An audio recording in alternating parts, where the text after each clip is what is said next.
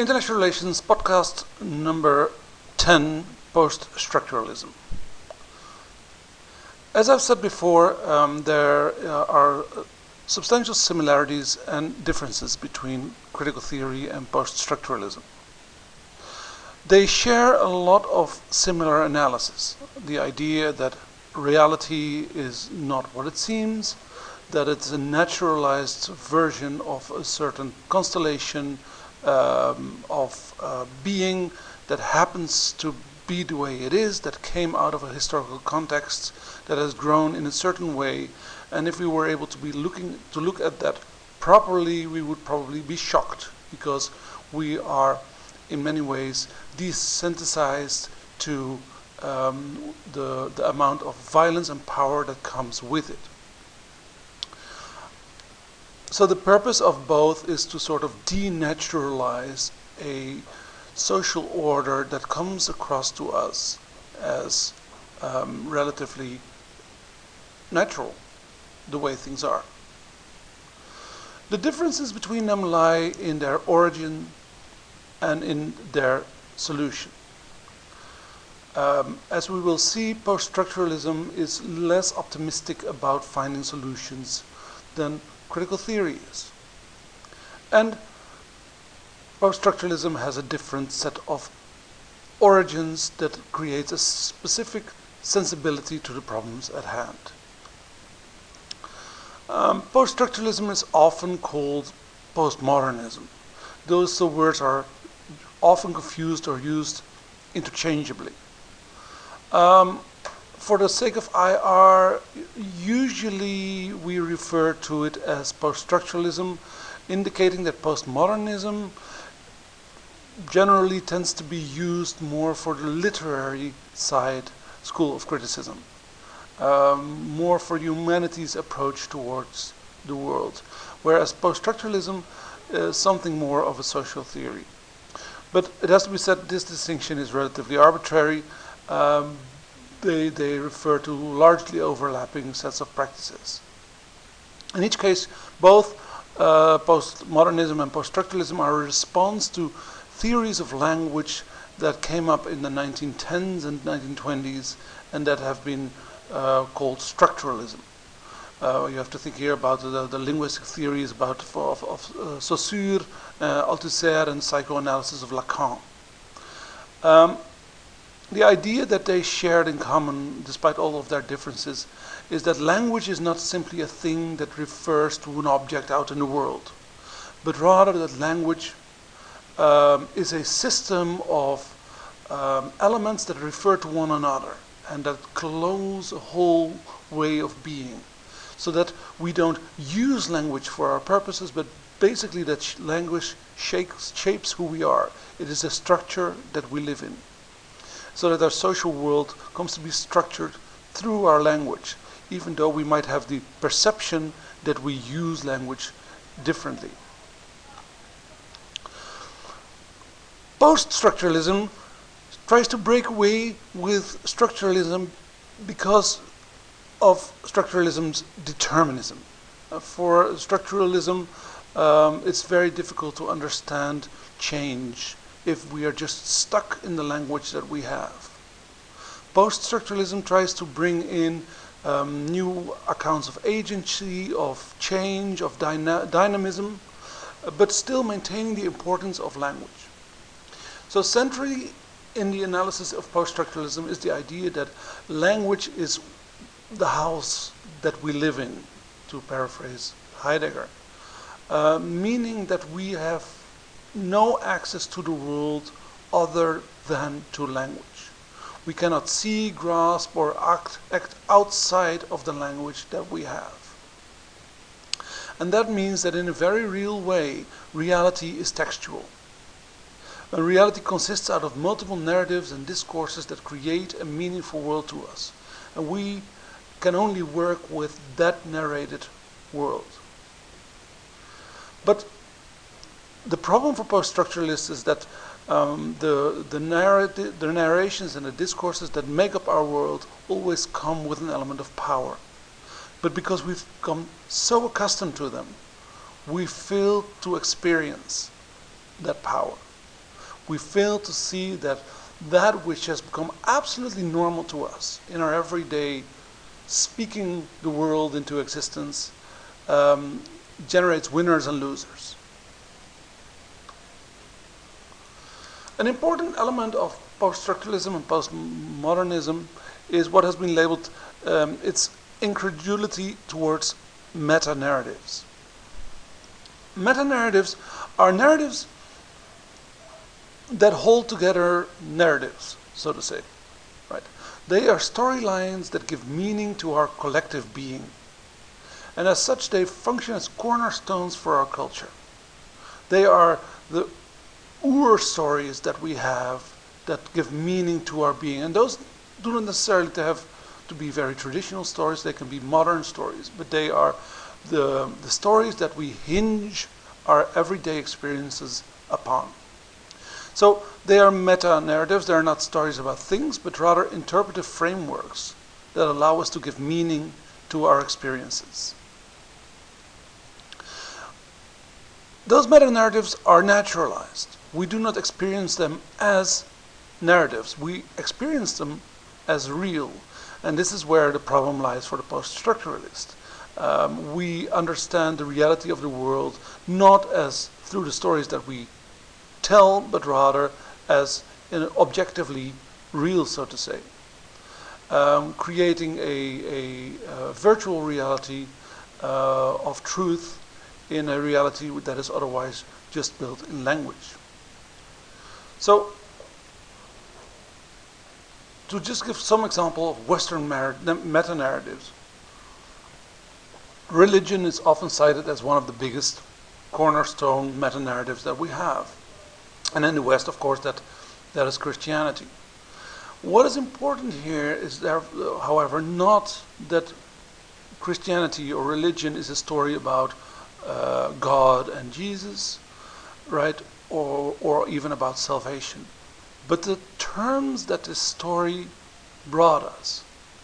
So, in the case of Western religion, what the meta-narrative of religion has brought us is a universe of both absolutes and universals, in the sense that Christianity gave us an understanding of the world in which there is some form of absolute good and absolute evil, while simultaneously the idea of salvation brought us a concept of universal truth and justice. So the world of Christianity comes with a worldview, a meta-narrative that makes us grasp the world in absolute terms and universal terms, wherein different religions or different meta-narratives in different cultures might absolutely give you a different conceptualization of the world, in which there may not be absolutes at all and may not be universals at all. So interestingly, the follow-up of religion as a meta-narrative in Western thought was science, right? Science, the thing that debunked Christianity as a myth and replaced it in our Western culture as the highest form of knowing.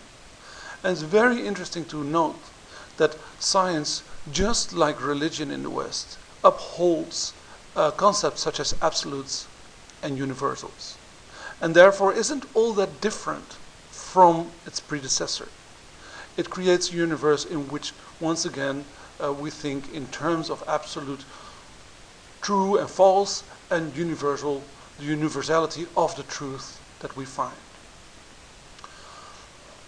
Other meta-narratives are progress. The British philosopher John Gray has written quite some work on the idea that the Western civilization is based on this idea of progress. We have to develop, we have to progress somehow. And if we can't see progress, that's a problem. If our GDP doesn't grow, that's a problem. If a country isn't progressed like we want it to be, we call it an underdeveloped country. Right? So progress is one of the cornerstone meta-narratives in our society.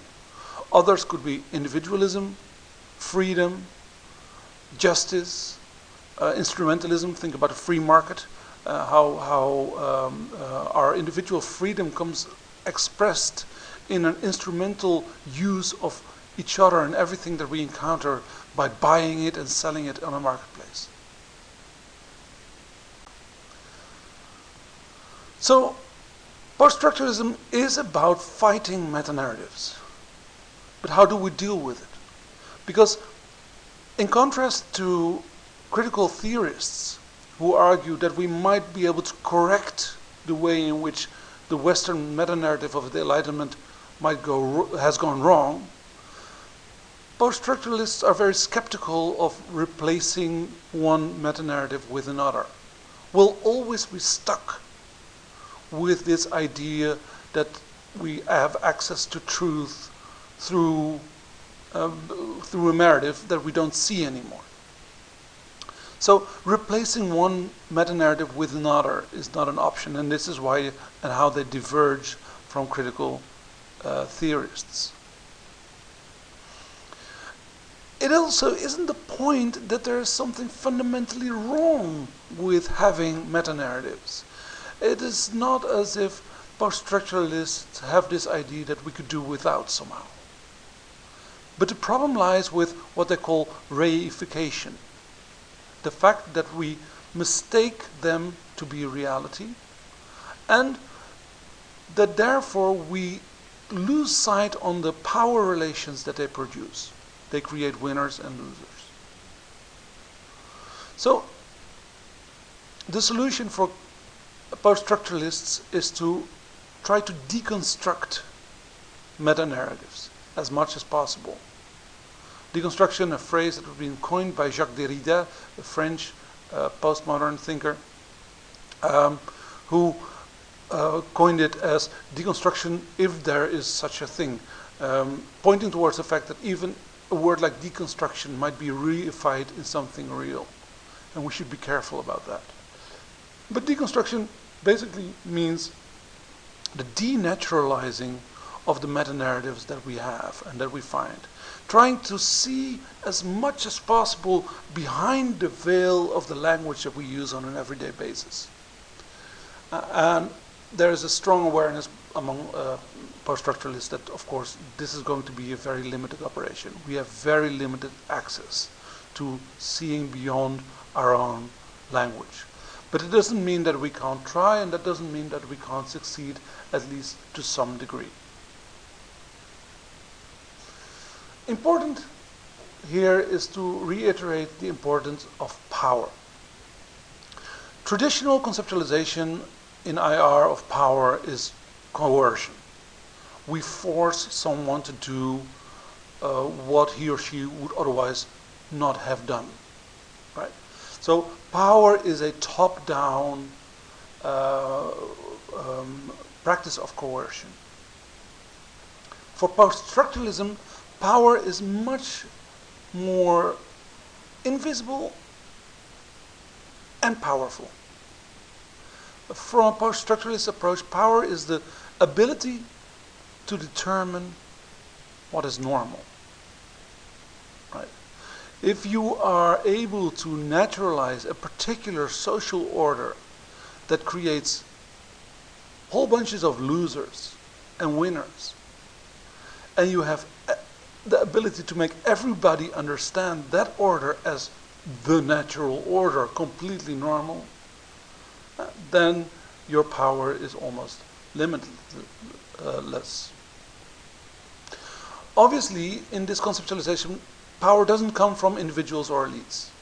Power is intersubjective, meaning that power comes just as much from those who win as from those who lose. Right? So it's not as if those who lose are forced to stay down. No, actually they have internalized the structure of power in their own subjectivity. So, for post-structuralist scholars, discourses of power often do not come across dangerous or evil at all. Rather, the real power lies in that which we consider to be reasonable, rational, friendly, nice. Right? That's where the real danger lies. And those discourses of power do not function at the level of opinion. It's not that right-wing politicians exert power through what they think, but it's the terms that they think in that actually exerts power. So it's the underlying terms of speech that create the positions that we can think in. And the ability to set those terms of speech, that's the exercise of power. To give an example, in the West, we often discuss Islam from two perspectives. One is the sort of right-wing discourse of proto-terrorism, that Islam is an aggressive religion, that it's out there to conquer the West, and that even if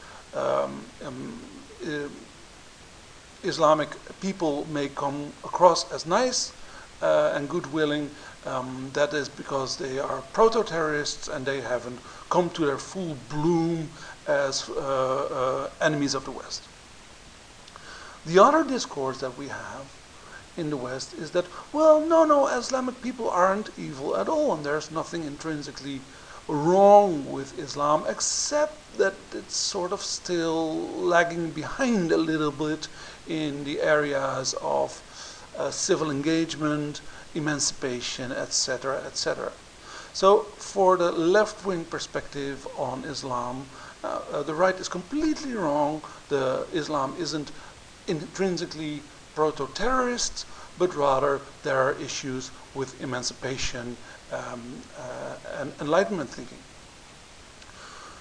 In our everyday discourses, we take those positions to be opposite. For a post-structuralist, those positions would actually be incredibly similar. Both of them understand Islam as a problem that has to be resolved. Both of them understand the West to be superior than Islam. And both of them understand the West, or the us, so to speak, as the only solution to Islam. We either pacify them or we develop them. So the terms of the conversation may lead to completely different opinions on the same thing. But it doesn't matter, because it's the terms of the conversation that actually create power relations between the West and Islam. One of the biggest, if not the biggest, influence on post-structural thinking is the French philosopher Michel Foucault. And he has been doing a lot of very interesting and fascinating work, always historical and always having to do with the historical growth of constellations of power. So he's been making historical analysis usually about how we have been dealing with those who fall outside of the societal norms, mentally ill, prisoners, homosexuals, etc. And he makes analysis, historical analysis, of the terms we think those deviant people in. Right? For instance, in his History of Madness, he shows that mentally ill people in the Middle Ages were considered to be part of public life. They were part and parcel of the public sphere. Only in the 18th century, if I'm correct, were they considered to be so abnormal that they were to be removed from society. Right? And only in the 20th century have they become patients.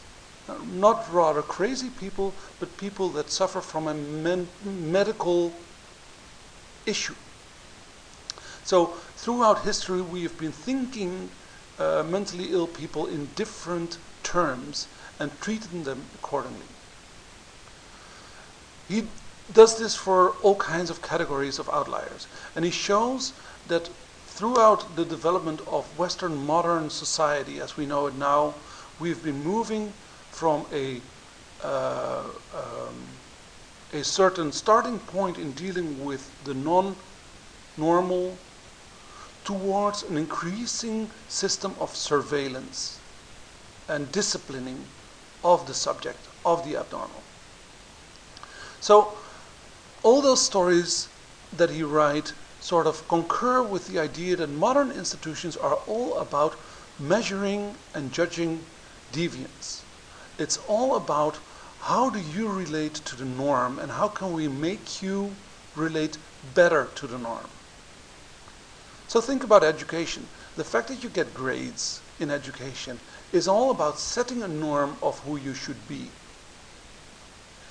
And then measuring you up to that norm and finding that you are not complying with that norm.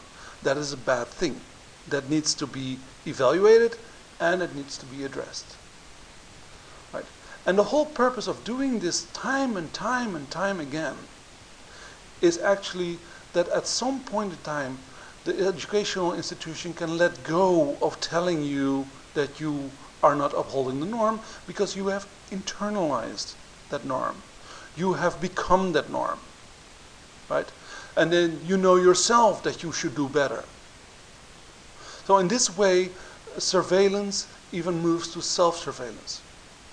And this is a characteristic of all modern institutions. If we look at the military, medicine, law, all about is measuring people up to the norm that we have and making them a problem if they do not uphold that norm, do that institutionally, and do that on a massive scale.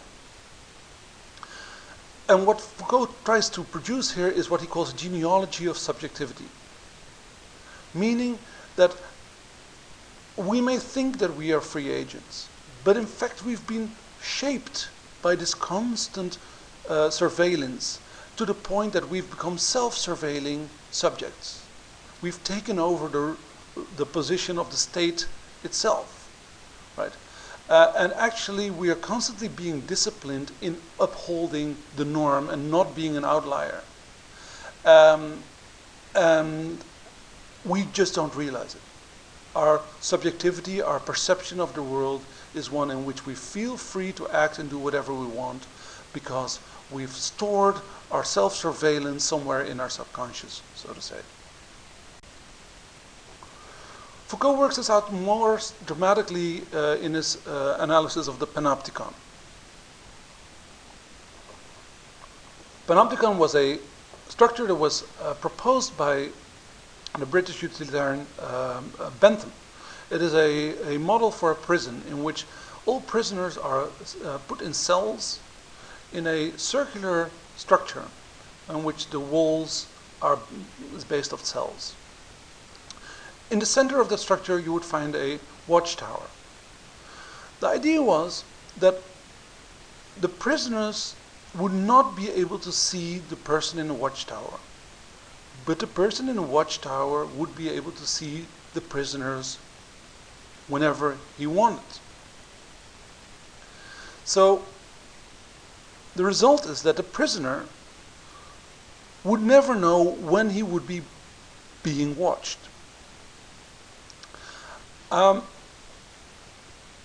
This would lead him to behave in such a way that he could always be surveilled, right?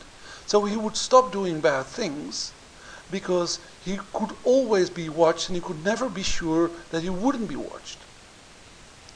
As a result, he would internalize the possibility of surveillance in his own behavior, stop doing bad things, and at some point you wouldn't even need a guard in the tower anymore because all the prisoners would internalize the discipline of the prison in their own subjectivity, in their own being.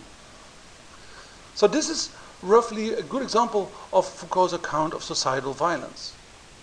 We have gone from a way of violence, as we saw in the Middle Ages, in which people would be tortured in public for their wrongdoings, to something much nicer, much more subtle, and much more civilized, namely having everyone internalize discipline into their own minds, so that we don't have to resort to brute physical violence anymore. So in the Ancien regime, the punishment was on the body. It was a retribution for the injustice done to the sovereign. And now we have moved towards discipline. Like I said, education, the military, citizenship, medicine, all make us internalize the norm that we should live up to. And in this panoptical society that we have, we internalize surveillance.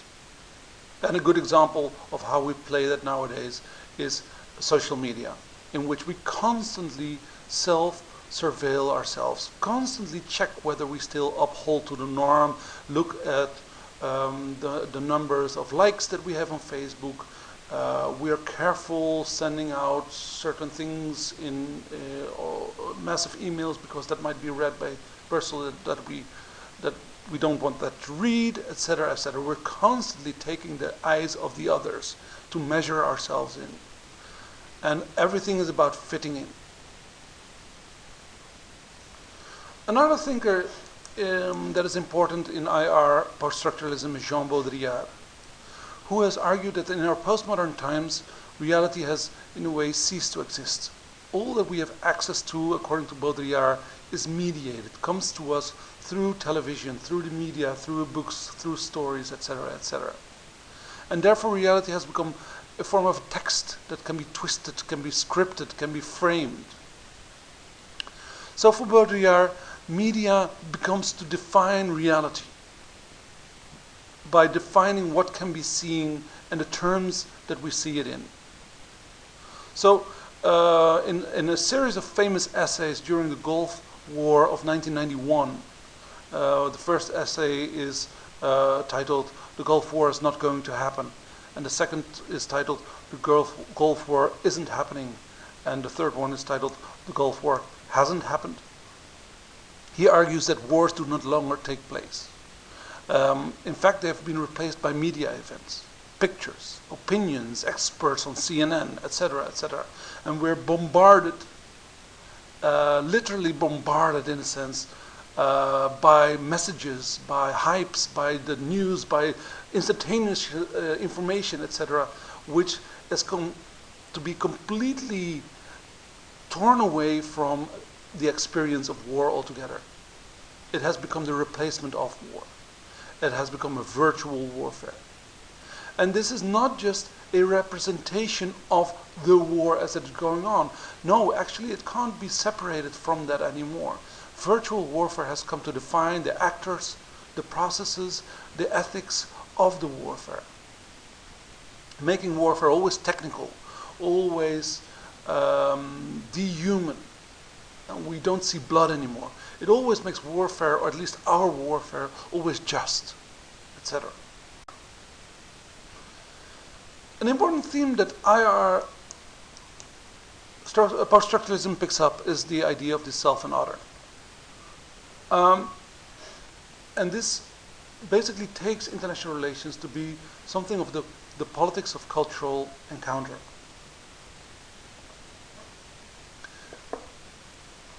The idea is that there is a self, a collective us, and another, a collective other, and that international relations comes out of the meeting of those two. So the self comes into contact with the non-self. And this is threatening, right? Because if you encounter something that is highly similar to you and fundamentally different, that raises questions about how you thought the world was, what you thought the world was made of, and who you are, if you are really as naturally you as you think. So it creates what they call an ontological insecurity. And as a consequence, we feel very uncomfortable there, and we try to move out that insecurity by hierarchizing relations with the other. We try to understand the other as inferior, and therefore it loses its threat. Right? So what we see is a horizontal encounter of self and other shifting into a vertical encounter that ends in domination. This has been beautifully told by Tzvet van Todorov, a French anthropologist who wrote a beautiful book called The Conquest of America, showing how Columbus entered into a contact zone with the Indians of Central America or the Caribbean, right? Was at first completely in a state of wonder of what he encountered, but then increasingly moved away from that wonder towards a logic of domination and conquest. Well, this plays out in all kinds of dimensions in international politics. There is different ways in which we relate to our others that often mirror the ways in which we relate to ourselves. So, for instance, if we understand, if we would take up George Bush's idea of an axis of evil, a bunch of countries that are against us, so to say, the way we speak that evil in is very indicative of how we understand ourselves. They are sort of the opposite of us. So in the case of the axis of evil, evil is not something like misguidedness or a mistaken identity, but there is something fundamental evil in the way we speak, that evil coming from North Korea, Iran, etc., etc. Right? And it gives insight in how we relate to those countries, to study the terms that we speak this otherness in. Okay, just briefly go over a couple of examples of post-structuralist scholars in international relations. R.J.B. Walker wrote a famous book called Inside Outside in 1993. And his argument was that IR is not descriptive of international politics, but rather constitutive of it. The idea being that the practices of international politics come out of the way in which we speak international politics, in which we collectively understand international politics, and particularly through the idea of sovereignty. For him, sovereignty is a certain solution to the problem of how to unite universals with particulars. How can the particular exist in the context of something universal? And for Walker, sovereignty is a spatio-temporal solution. Sovereignty has made space particular and time universal. How does it work? Well, sovereignty has carved out the world in terms of spaces, states, right, that all have a particularity. And inside of that space, we've got a universal time, the time of development, the time of making the good life accessible. Inside we have peace and civilization, and therefore we can get to progress and development. Then we have some access to a universal time. But outside of our spaces, in international relation, time stops. We are stuck with the recurrence of war and the absence of development. So there's a play of time and space that comes alive through sovereignty. So Walker takes this concept of sovereignty underlying all kinds of practices that we have in the international, and as such, the idea of sovereignty, the speaking of international relations, precedes the actual practices that we encounter in world politics. Richard Ashley takes a different take, and he fights much more the naturalization of certain forms of knowledge within the discipline, within IR, and particularly the meta-narrative of science. So he constantly questions concepts such as the state, war, and sovereignty as discourses that disperse power, but we fail to see them as such. So the moment that we just speak of a concept such as a state as if it's not a problematic thing, he would say you're reifying this concept of the state. You're losing sight of the fact that it's a collective knowledge, a collective imagination of something. And he also questions rationality and scientific knowledge in IR, and particularly he's been attacking in the 1990s structural realism or neo-realism and its scientific pretenses. So he, for instance, in a famous article, he deconstructs Walt's realism into what he calls an orrery of errors, an orrery being a model of our universe, showing how different aspects of Walt's theory, rationalism, individualism, and a certain account of free market thinking hold up a completely erroneous picture of reality. And actually makes a point of locating himself explicitly at the margins of IR. And he's trying to do something of the work of a dissident. Finally, James Derian takes a slightly more optimistic account of international relations, focusing on warfare and conflict, and particularly the nexus between technology and war. And one of the things he does is make a link between entertainment and warfare, showing how our collective imagination of warfare actually is productive of the ways in which we wage war. For instance, in legitimizing certain practices. So you could think about how our collective imagination of superheroes creates an understanding of warfare in which certain things are allowed and other things are disallowed, etc., that come across as legitimate and normal to us. And that this imagination comes into play when we are confronted with actual warfare.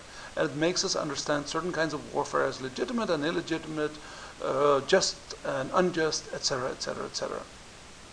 Derian puts a lot of emphasis on the role of the cyborg, the relation between man and machine, and the fact that we are increasingly waging war while connecting machines to men, while sitting behind a screen, and how cunningly similar to this is to the computer games that we play, and how there is strong relations between computer games, popular culture, and warfare itself. So one of the conclusions that he draws is that this linking of popular culture with warfare creates a specific understanding of war, one that is particularly bloodless. It's also very humanless. The human is only the subjectivity of the good guy, right? But we're not fighting humans in our collective understandings of warfare. We're only fighting monsters, robots, beasts, whatever you will, right? And also it creates a painless understanding of war. Not painless in the sense of that there may not be pain involved, but that the pain is always overcomable, that pain is never fundamental, that pain is never ontological. So a war that's always justified, technical and asymmetrical, and blending the human with the machine in a very interesting set of ways, so that we're able to hit the other without being hurt. So what you can see from this kinds of analysis is that there's a very strong interest in popular culture within the post-structuralist field of international relations. And post-structuralists use popular culture to get to the international, arguing that our collective imagination is constitutive of world politics. Often you see a focus on fairy tales, and those need not be classical fairy tales, they can be modern fairy tales and science fiction, although different things have been used as well. So fairy tales, and when thinking about fairy tales, maybe you would take modern examples such as Harry Potter or Game of Thrones, right? Or anything that Disney does. They gave us ethical accounts of who we are. They give us stories about what roles we should fulfill, what positions are legitimate, what are mistakes and what are good moves, etc., etc. Those are moral stories, right? And so you can study actually our own understanding of what is good and bad behavior by looking at those fairy tales. And for instance, do a gendered analysis of Disney stories in which both the male hero and the female hero have a storyline of getting to know who they really are. And then for the male, it is going outside and conquering things. And for the female, it's getting married, right? And how that imagery doesn't surprise us, how that imagery actually resonates amongst millions and millions of members of our society. Science fiction can be taken much more as a commentary of our society. science fiction narratives usually are comments about the now, but there the now is being replaced somewhere to the future in order to make certain aspects of our now better visible. So you can take those kind of storylines, those popular culture narratives of fairy tale and science fiction or other ones, they don't have to be reduced to those categories, and study them through all kinds of lenses. So you can look at the way in which good and evil is produced, the way in which self and other are being played out in Western narratives, through them, for instance. But we could also look at the way in which gender is being shaped, and post-colonial orders are being sustained. A beautiful example is, for instance, in Donald Duck. The way, whenever the Duck family moves to the global south, they'll end up getting money from the natives, resolving their problems and then giving money from the natives as a thank you, and bring that money back to Ducktown. And that's just part of the natural order. Well, that gives a very interesting insight in how we collectively understand the global south. And you could read something of Foucault's production of subjectivity in it. The amount or the way in which we think that we are free actors, but we're constantly being pushed into certain ways of thinking, norms that we end up disciplining ourselves in, constantly comparing ourselves to and trying to measure up to at some point of time. Okay, 3 short questions. First of all, critics argue that post-structuralism is a form of nasal gazing at best, and Western self-hatred at worst. In what ways does this approach actually help us grasping something really important about the world? And similarly, why would we study, for instance, popular culture in IR altogether? Why not just study real politics? What kind of knowledge do we get out of this practice that is actually useful? And finally, Foucault's conceptualization of power seems pretty dark, in the sense that it does not articulate a clear alternative to how things are now. There is not a clear way out of the production of subjectivity and self-surveillance and discipline. Is that a problem? Do we need that in order to escape from a just gloomy negative picture? Or isn't it that simple?